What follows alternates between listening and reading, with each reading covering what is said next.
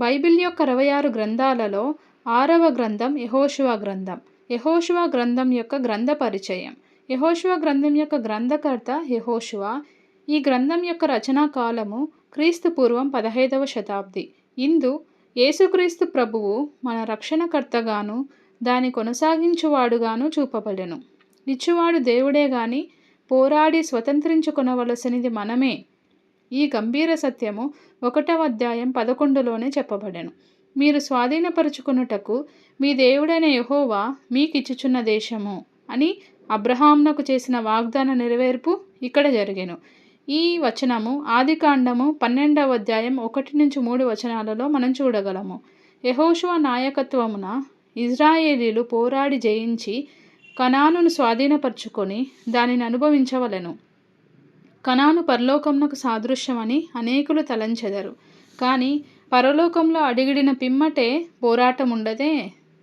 మోషే ప్రారంభించిన దానిని యెహోషువ పూర్తి కావించెను.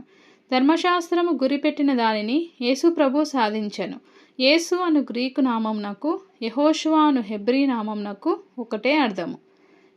ఈ అర్థము యెహోవా రక్షణ లేక యెహోవా రక్షించును. ఈ గ్రంథం యొక్క ప్రధాన అంశములు: దేవుని విశ్వాస్యత, ఆయన వాగ్దానం చేసినది తప్పక నెరవేర్చును. ఇందలి యుద్ధములు ఆత్మ జరిగించు పోరాటములు. కనానీయులు మన శరీరేచ్ఛలే. 3వ అంశం: ఇంతవరకు దేవుడు దర్శనముల ద్వారా, కలల ద్వారా, దేవదూతల ద్వారా మాట్లాడెను.